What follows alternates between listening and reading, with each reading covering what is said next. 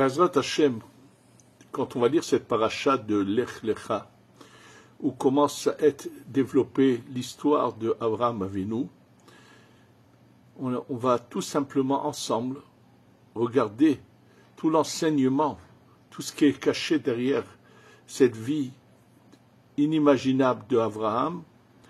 Et je pense qu'on a tous besoin de bien l'étudier pour comprendre que tout est entre nos mains, que le mazal n'est pas une chose qui est fixe. Nous ne sommes pas des musulmans qui ont cette expression qui dit que tout de fatalité, maktoub, qui veut dire c'est écrit, on ne peut rien faire.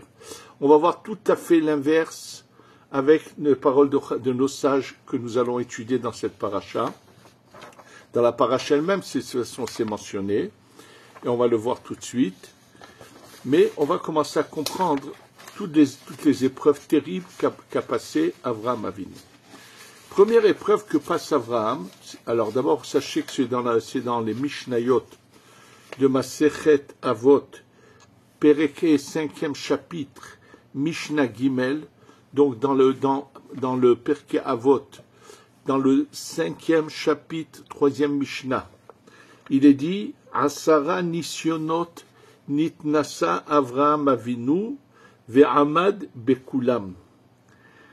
10 épreuves a été éprouvé Avraham Avinu et il a su toutes les surmonter. Léodia Kama Hibato chez Avraham Avinu pour montrer combien l'amour qu'il y a d'Hachem vis-à-vis d'Avraham, qu'il a su surmonter toutes ces épreuves.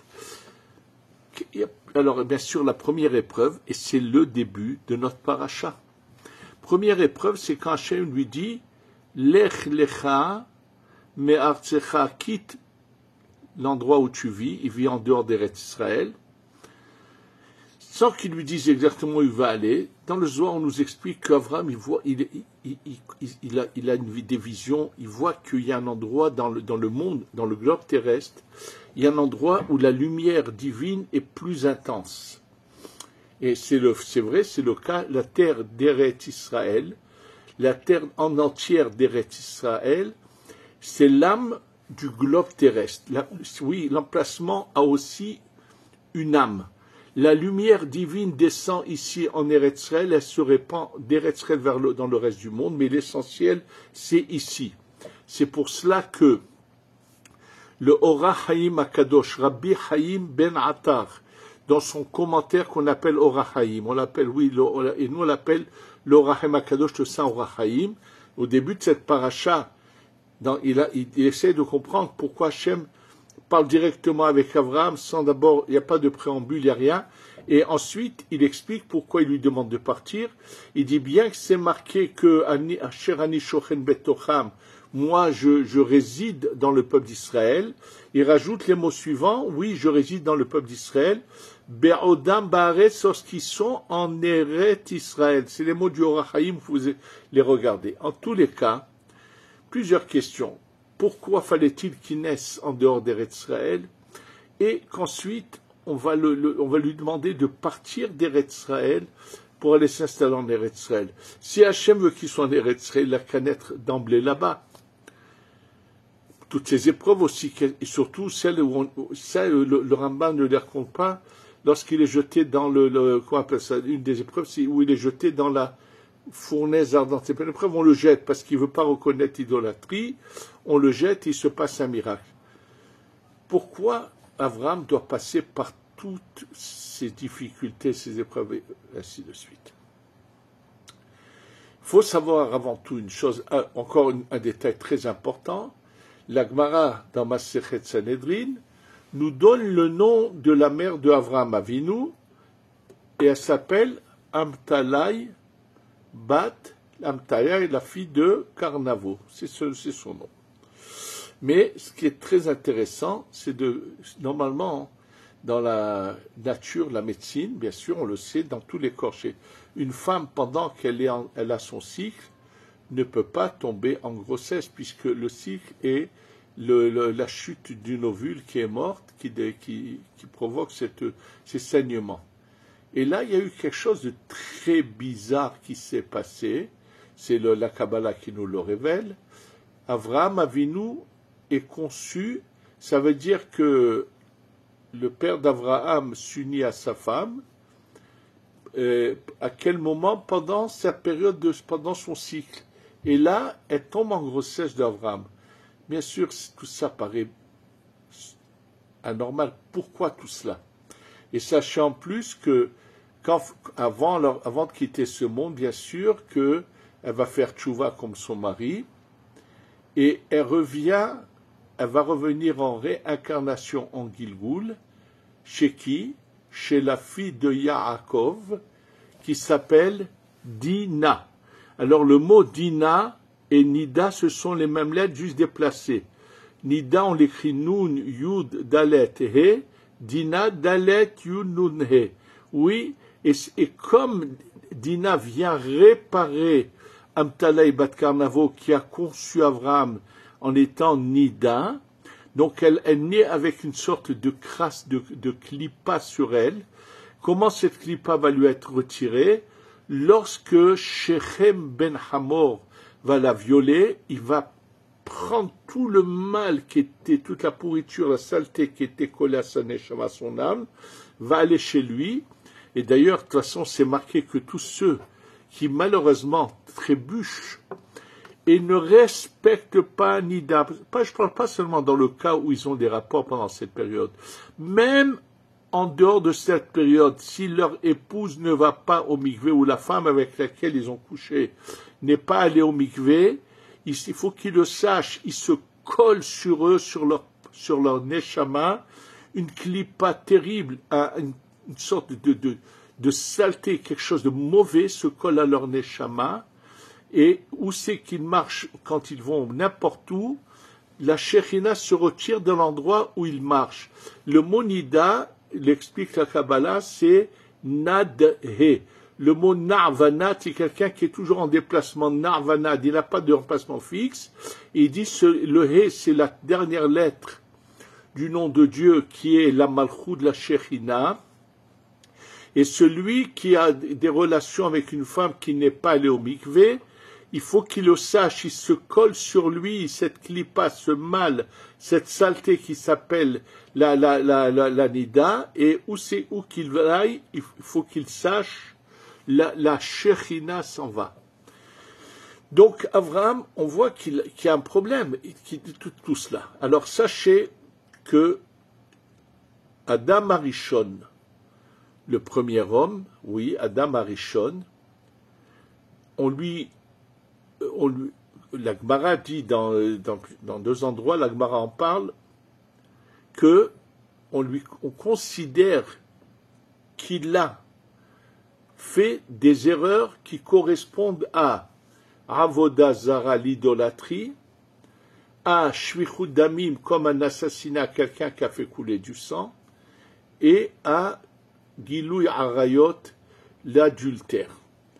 Surtout, n'imaginez pas un instant que Adam Arishon a fait de manière délibérée, avec volonté, des choses qui ne sont pas bonnes. Pras Veshalom, complètement faux de penser un tel sens-là. D'ailleurs, celui qui étudie, qui voit la Gemara, et c'est marqué Moshe, il y a plusieurs choses qui sont marquées, et là, Rabbeinu Hananel, qui est un des Géonim, dit, c'est ce que ceux qui ne sont pas des croyants disent de Adam Arishon. En réalité, Rabbeinu Hananel avait une transmission qu'on ne peut pas attribuer à Adam de telle faute, et donc il cherchait à expliquer les choses. Mais en réalité, ça veut dire que dans les erreurs qu'il a commises quand il était au Gan Eden, avant qu'il en soit éjecté et qu'il descende sur son globe terrestre, pas le nôtre, puisqu'il était bien plus spirituel, comme je vous l'ai dit dans des cours d'avant, il faut savoir qu'on considère que ces erreurs correspondent à trois choses: à l'idolâtrie, à sanguinaire qui a tué des gens, et à l'adultère. Bien sûr, il avait une bonne intention, mais qui n'a pas abouti, et donc il faut réparer tout cela. Alors, bien sûr, comme il avait une bonne intention et que c'était quelque part, il devait trébucher sans le vouloir, mais il a trébuché là-dessus, il faut réparer. La réparation va venir, la neshama de Adam Arishon va être en 3 parties. Elle est déjà à 5 parties, mais 3 à l'intérieur et 2 à l'extérieur, qu'on appelle le Opnimi, le Ormekif. À l'intérieur, c'est Nefesh, Ruach, Neshama. Le Nefesh de Adam Arishon va revenir en réincarnation chez Abraham. Et comme Adam Arishon, quelque part, s'est laissé piéger et tomber quelque part dans la Klippa, il va falloir que, alors c'est ce qui fait que la Klippa, elle a une domination sur l'âme de Avraham Avinu, et il faut savoir qu'il y a un grand principe, que lorsque Hachem, Akadosh Baruch Hu, Dieu, veut faire venir une grande âme, mais qui est prisonnière des forces du mal, alors il la fait venir d'une manière qui n'est pas la meilleure, pour tromper les forces du mal, en pensant que si elle vient comme ça, c'est sûr qu'elle va de nouveau trébucher et ils pourront se l'acquérir totalement. C'est la seule condition pour laquelle ils acceptent de laisser leur butin, ce qu'ils ont entre les mains. Et donc c'est pour ça qu'Abraham va naître d'une mère qui est en plein cycle. Elle va le féconder, malgré que ça paraît très bizarre, mais ça s'est passé comme ça. Et on comprend pourquoi il naît en dehors d'Eretz Israël. Il va naître dans la Klippa, pas dans la Gdusha. Et là, dès que lui, comme si une grande Neshama, celle une partie de la Neshama d'Adam Arishon, mais qui a une identité seule à elle, Avraham Avinu a son identité, et que lui commence à rentrer dans la croyance et à servir Hachem, alors le départ du service d'Hachem commence par une chose.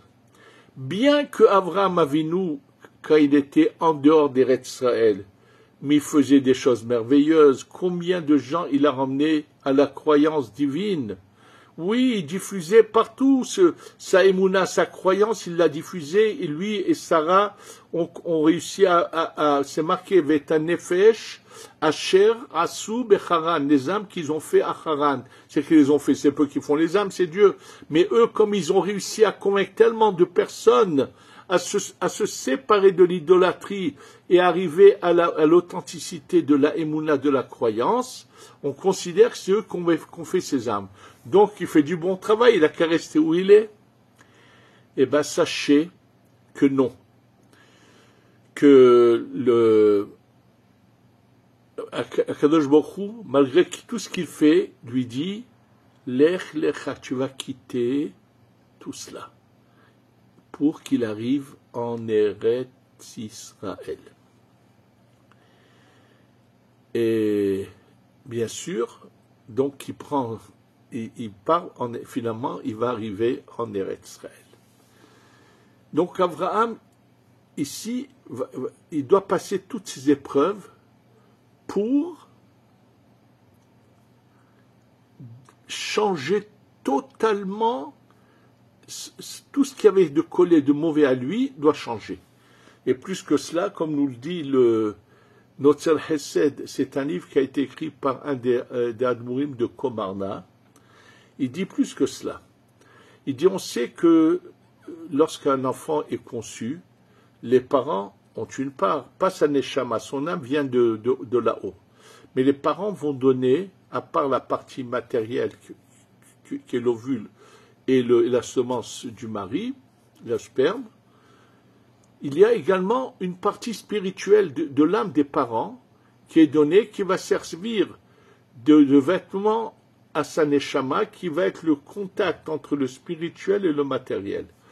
Et là, le rabbi de Komarna, dans son livre Notzer Hesed, dit, sache que les tzadikim arrivent à se débarrasser de ce vêtement de leur âme que leur a donné les parents et en créer un autre vêtement à leur neshama.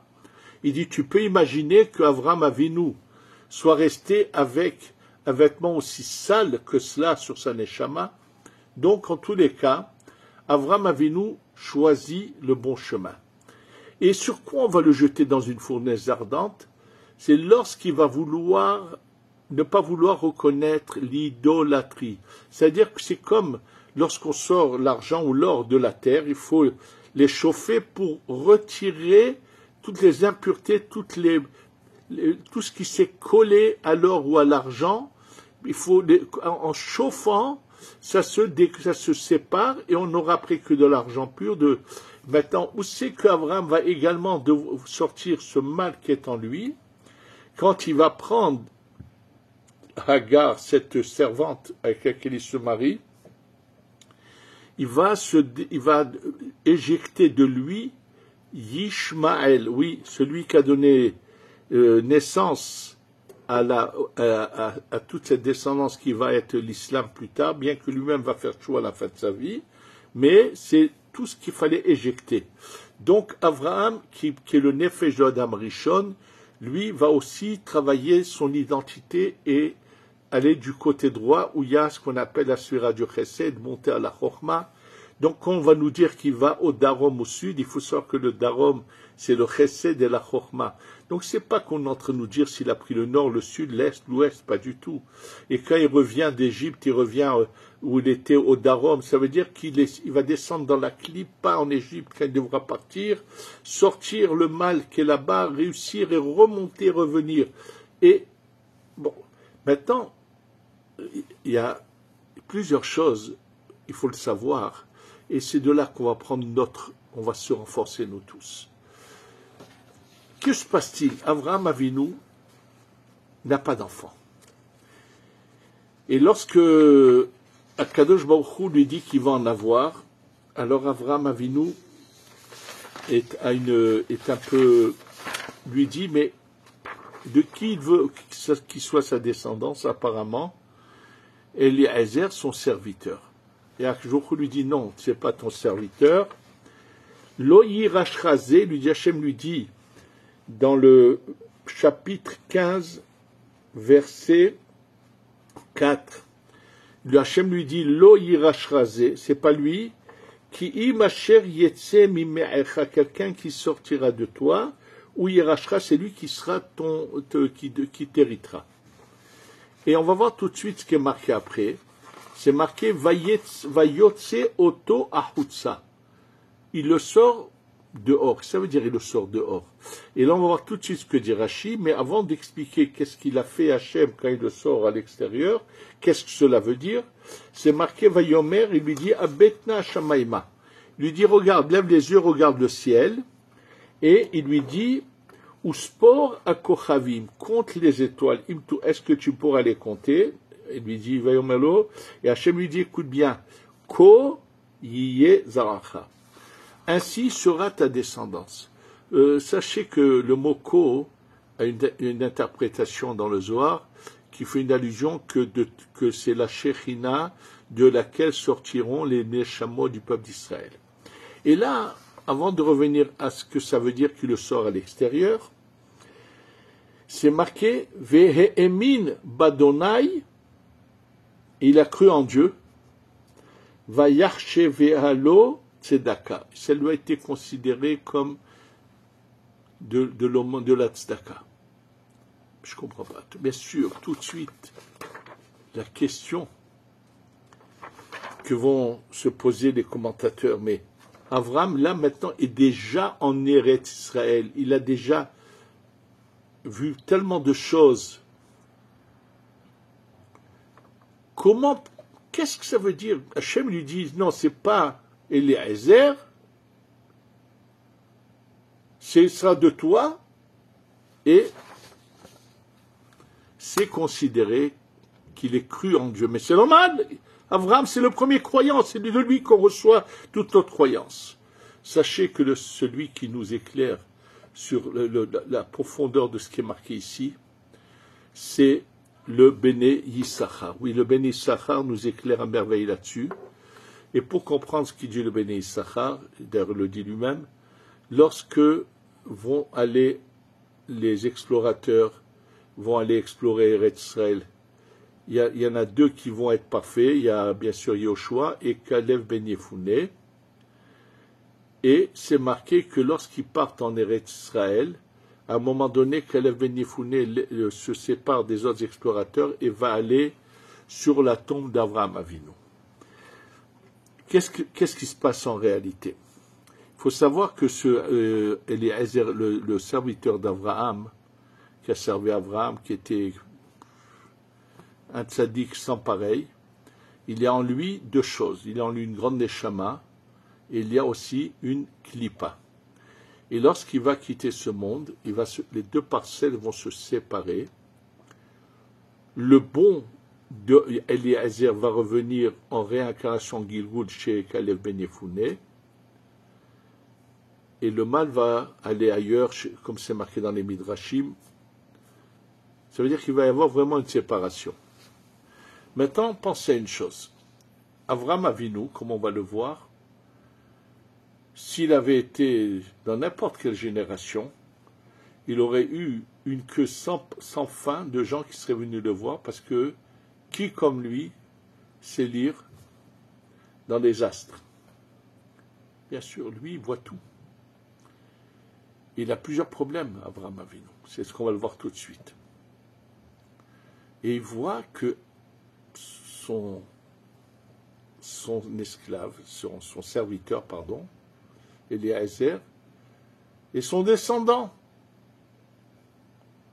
Et Hachem lui dit, non, c'est pas lui ton descendant, c'est pas de lui que tu vas continuer, ça va être quelqu'un qui sort de toi. Alors ce que Hachem lui dit contredit sa vision. Et regardez la puissance d'Avraham Avinu. Malgré que ce que Hachem lui dit contredit ce qu'il voit, il voit plusieurs choses, comme je vais vous le montrer tout de suite. Il voit clairement que lui ne peut pas avoir d'enfant, comme on va le voir. Il le voit, qu'Avraham ne peut pas avoir d'enfant. Et malgré tout, Hachem de là on va apprendre comment on doit ne pas croire dans le mazal. Et lui, il voit que qui est son descendant, c'est son serviteur. Oui, ça veut dire que son serviteur, dans son prochain Gilgul, sera son descendant. Mais il ne voit pas ça. Et malgré tout, il croit dans la parole d'Hachem. Hachem, il lui considère ça comme quelque chose de grandiose, que malgré toute sa vision, sa connaissance, il fait cas de rien, il est ma'amin, il a la croyance. Il faut que les gens sachent, quand vous allez demander une bracha à un authentique tzaddik, c'était le cas des gens qui allaient chez Baba Saleh. L'essentiel, c'est la émouna. Que quelles que soient les conditions, quelles que soient les choses, savoir que le tzaddik dit quelque chose, on a la émouna, et c'est ça notre force, savoir qu'on peut tout changer. Et là, on va arriver à ce sujet-là, qui s'est passé avec Avraham Avinu. De lui, on va apprendre, et c'est la Gemara que je vais citer tout de suite, où c'est marqué que est-ce qu'on a un mazal ou pas. Alors, c'est la Gemara se trouve dans Masechet Shabbat, page 156. Et là, bien sûr, au début, la Gemara se met à nous dire, des rabbanim importants nous disent que si c'est tel astre, c'est comme ça, si celui qui va naître à tel astre, c'est comme ça. Et ils disent, Veyesh Mazal et Israël. Et Rabbi Yochanan est en désaccord. On a une discussion qui paraît bizarre. Des rabbanim qui disent qu'on a le mazal, d'autres qui disent qu'on n'a pas de mazal. Alors Rabbi Yochanan, il dit, En Mazal et Israël. Et d'où Rabbi Yochanan nous l'enseigne, il emmène un passouk où Hachem nous demande de ne pas aller dans le chemin des non-juifs qui, eux, croient dans le mazal. Et il dit, il ne faut surtout pas aller dans ce chemin-là. Et l'Agmara dit, maintenant, Rav également, c'est un des grands rabbanim de cette époque, un ami de Rabbi Yochanan, En Mazal et Israël. Et d'où lui, il apprend Rav d'un autre endroit. De notre paracha, lorsque Akadosh Baruch Hu dit à Avraham, Vayetse oto ahutsa, qu'est-ce qu'il a sorti à l'extérieur? Non, Hachem lui dit, Avraham, maintenant tu vas changer de cap, tu vas plus regarder dans les astres. Tu vas sortir, l'extérieur, c'est-à-dire tu vas sortir de ce cycle de la croyance, de voir ce qui se passe dans les astres. Amar Akadosh Baruch Hu, qu'est-ce que c'est pas-t-il? Avraham dit à Akadosh Baruch Hu, Ribono shel olam, Akadosh Baruch Hu, ben beti yoreshoti, c'est mon serviteur qui va être mon héritier. Là, ce que je vous ai dit au nom du Béné Issachar, vous allez le voir comment il est en allusion dans la Gemara. Amarlo, je lui dis là, non. Ki im asher yetse meme'echa. Quelqu'un qui va sortir de ton corps, c'est pas ton serviteur. Amar lefanav. Alors là, Avram dit à Kadosh Baruch Hu, Ribono shel olam.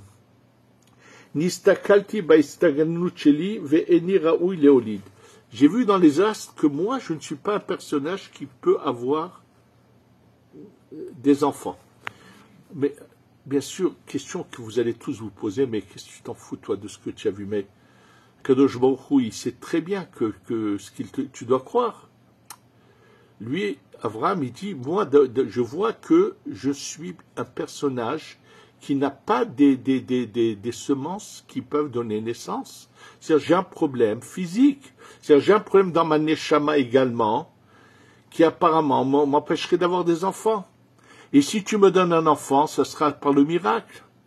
Et là, écoutez bien, qu'est-ce qu'il dit Avraham? Akadosh lui dit, Tse me itztagnu, sort de la vision des astres, chez En Mazal et Israël. Et là, dans la Gemara, c'est marqué qu'Hachem lui dit, tu sais quoi? Toi, tu es né dans tel astre qui est le front où il n'y a pas d'enfant. Je vais faire un chamboulement dans les astres. Et Avraham veut pas ça non plus. Ça aussi, c'est quelque chose de miraculeux. Il veut pas avoir un enfant de manière qui soit contre la nature. Alors finalement, dans le Midrash, c'est marqué qu'Akadosh Baruch Hu lui dit Avraham. D'ailleurs, Rachid ramène les termes du Midrash et non ceux de la Gemara, parce que dans la suite de la discussion, Akadosh Baruch Hu lui dit, écoute bien, Avraham, au début, il s'appelle que Avraham sans le hé. Il lui dit Avraham l'omolide, Avraham molide. Le fait que je te change de nom, ça va tout changer. Ça veut dire que je fais descendre une autre neshama chez toi. Bien qu'il a vu un enfant avec Hagar, mais ça venait de la klipa. C'est de son côté négatif, pouvait avoir des spermes, pouvait avoir tout, mais pas dans son côté positif, dans sa sainteté. Et là, je lui dis, sache une chose. Donc, en rajoutant cette lettre He à Avraham, qu'est-ce qu'on a fait? On a tout simplement fait descendre une neshama l'essence de ce neshama du plus haut niveau va descendre et va rentrer dans Avraham, il devient Avraham.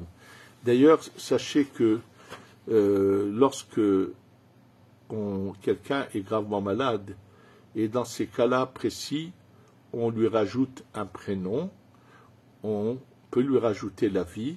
Bien sûr, il y a eu tellement de cas que je peux vous dire que j'ai vu de mes yeux, Baruch Hashem, qui ont totalement changé le cours des choses contre ce que la médecine pouvait affirmer.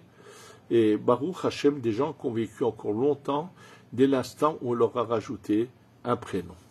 Donc, ça veut dire que, alors, bien sûr, la Gemara continue à nous dire, et de là, on apprend que il n'y a pas de mazal. Ça veut dire, alors, maintenant, comprenez une chose. Ça ne veut pas dire qu'il n'y a pas. On est avec un mazal, mais on peut nous le contourner, monter au-dessus du mazal de différentes manières. Là, dans le cas d'Avraham, c'était par la lettre He qui va être ajoutée à son nom. Mais là, la Gemara va venir nous raconter deux cas où le mazal a tout changé. C'est où des faits ont changé le mazal. Quel est un des cas incroyables? La Gemara ramène l'histoire de Shmuel. Maintenant, Shmuel, qui est un grand de sa génération, il y a un non-juif qui s'appelle Avlat, qui est un grand aussi personnage qui voit dans les astres, et ils ont l'occasion de parler. Et lorsqu'un jour, ils étaient ensemble quelque part, et devant eux passe un groupe de bûcherons, qui vont aller couper des bois toute la journée et revenir avec des charrettes. Et là, ils vont dans un endroit assez lointain où il y a des grands roseaux, il y a tout ce qui est facilement à couper, c'est pas important. Avlat met le doigt sur quelqu'un, lui dit, tu vois, celui-là, ce soir, il revient pas.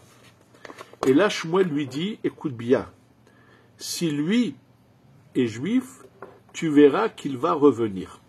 Oui, c'est Et ils décident, ils savent vers quelle heure environ les bûcherons reviennent, et ils se donnent rendez-vous à l'entrée de la ville pour rencontrer tous ces bûcherons quand ils reviennent.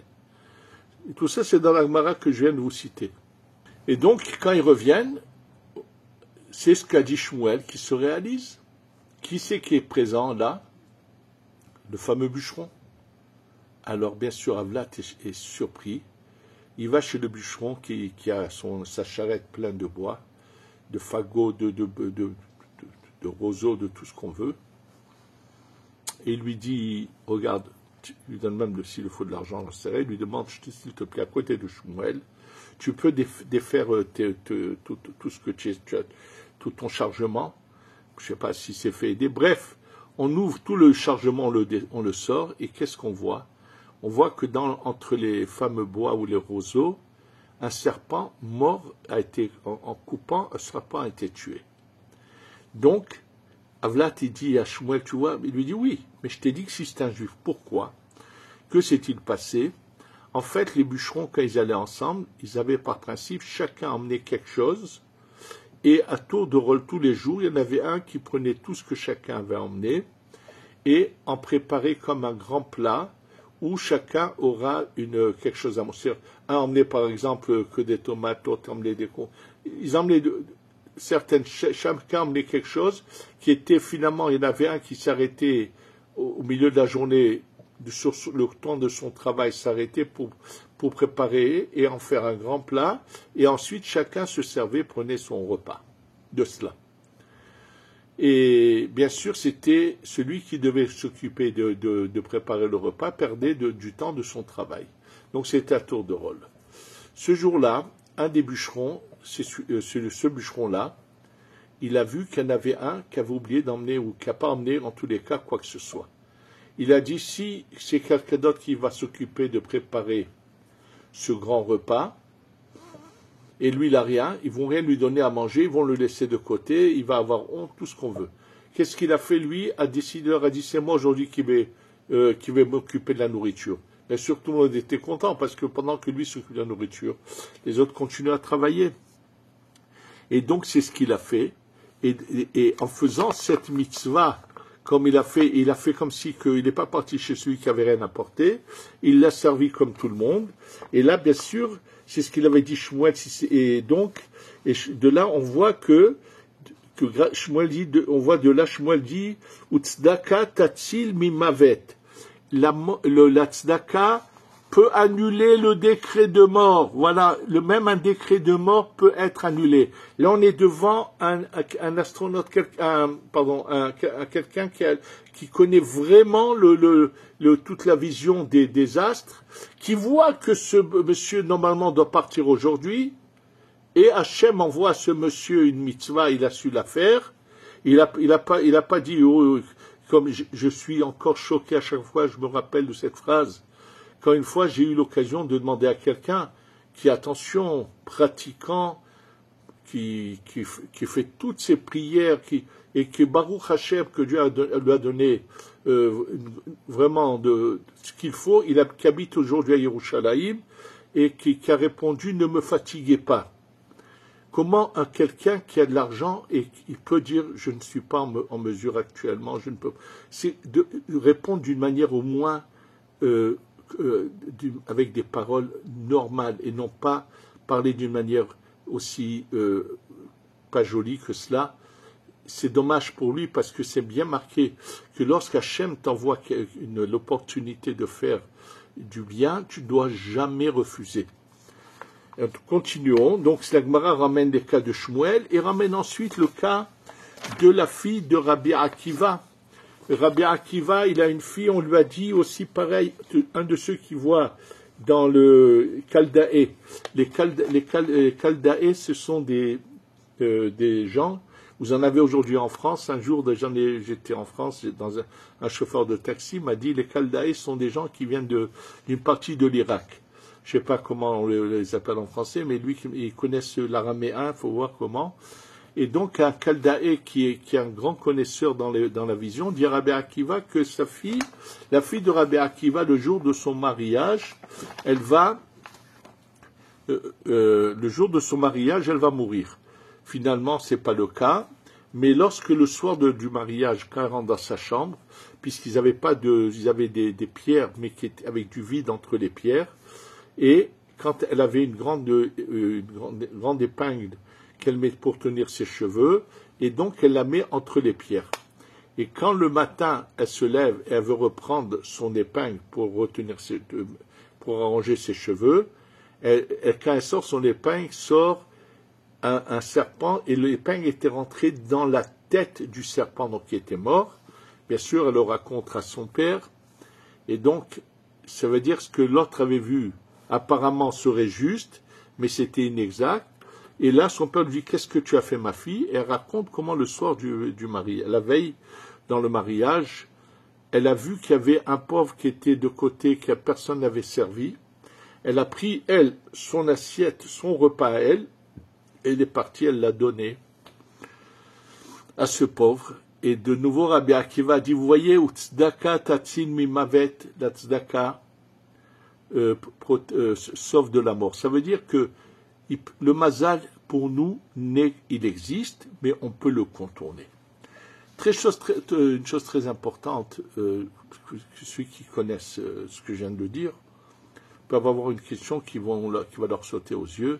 Ça a été le cas aussi de commentateurs qui ont cru, qui ont compris apparemment quelque chose qui va être une contradiction, puisque la Gemara dans Masechet Ta'anit a dit Bene Hayom Mezone, Lav Bisruta Talia Milta et la Bemazalatel.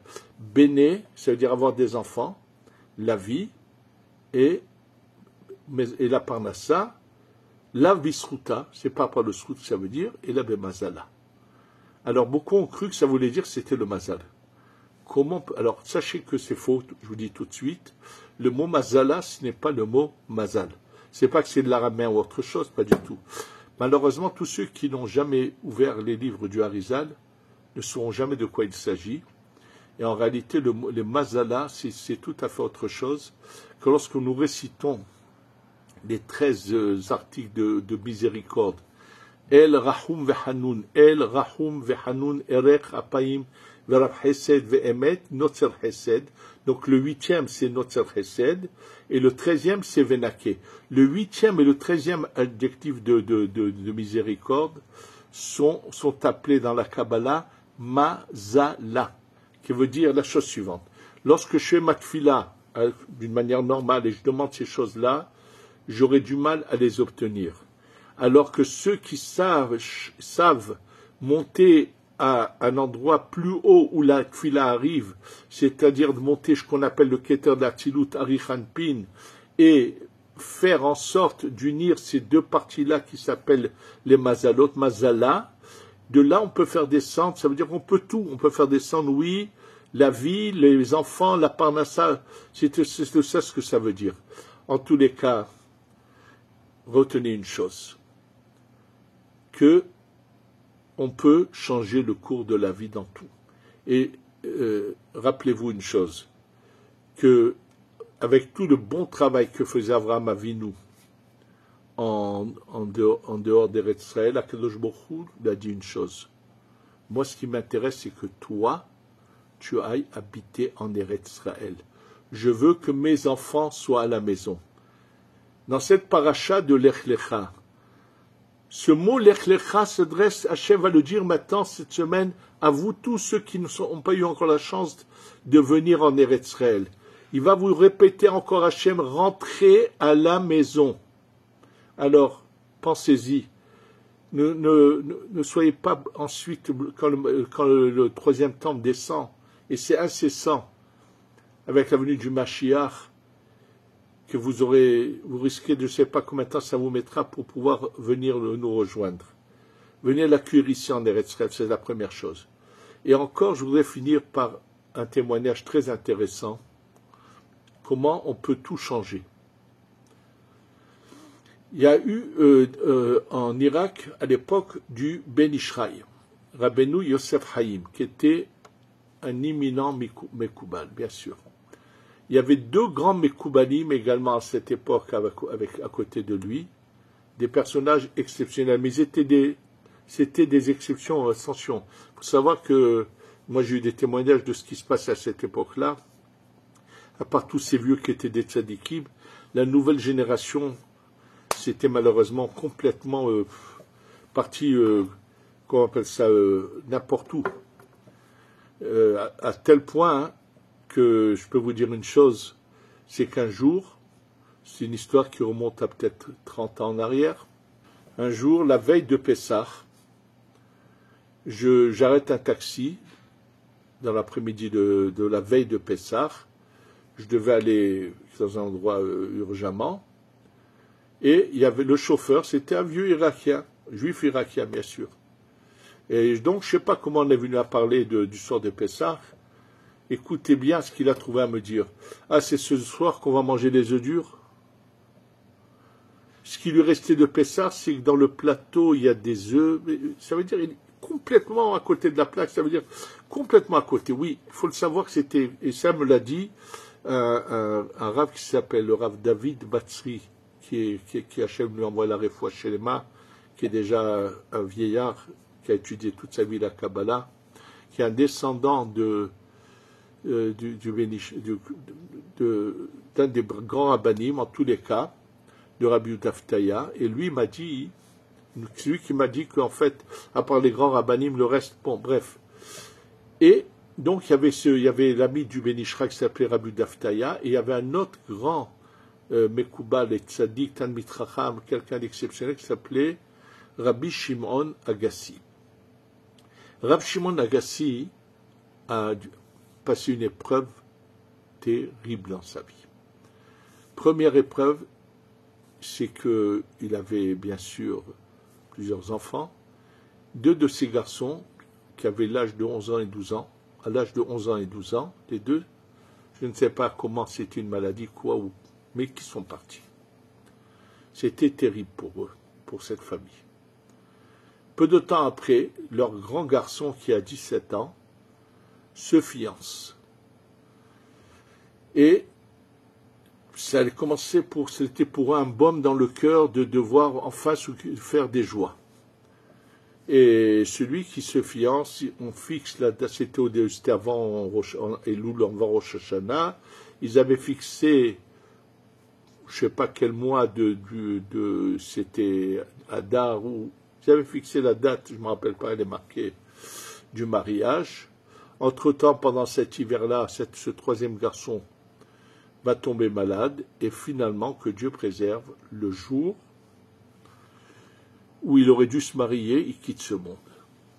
Ça a énormément affecté Rabbi Shimon Agassi, et à la suite de quoi lui et Rabbi Udaftaya ont voulu savoir qui était, pourquoi et comment, qui était cet enfant qui avait subi une telle chose. Bon, ils vont découvrir que ce jeune homme qui aurait dû se marier était en fait le Gilgoul d'un des deux enfants de Aaron à Cohen, qui était mort avant de s'être marié, et qui était revenu plus de 300 fois en réincarnation, et à chaque fois, dans chaque vie, ils partaient avant de se marier, parce que la première fois, ils n'ont pas voulu se marier. Alors, bien sûr, Rabbi Udaftaya et Rabbi Shimon Agassi ont fait quelque chose pour réparer cette neshama, pour que la prochaine fois que des affluents de cette neshama reviennent, ne subissent pas le même sort.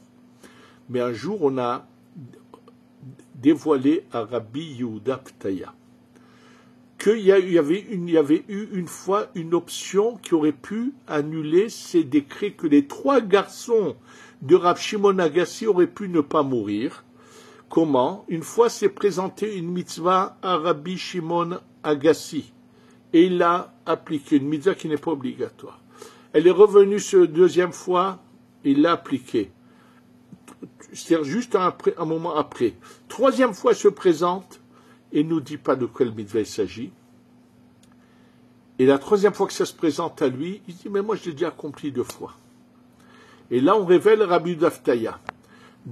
Même dans les mitzvot, il y a 3 niveaux. Fœtus, enfant et vieillesse. On appelle ça dans la Kabbalah Eibur Yenika Mochin. Et on lui dit, sache que lorsque la troisième fois s'est présentée cette mitzvah, les anges du monde de là-haut voulaient absolument donner de l'envie au Rav qu'il fasse la troisième fois. S'il avait fait la troisième fois la mitzvah, le décret de la mort de ses enfants ne se serait jamais appliqué. Parce qu'en la faisant la première fois, c'est comme si qu'il avait fait venir une lumière de fœtus.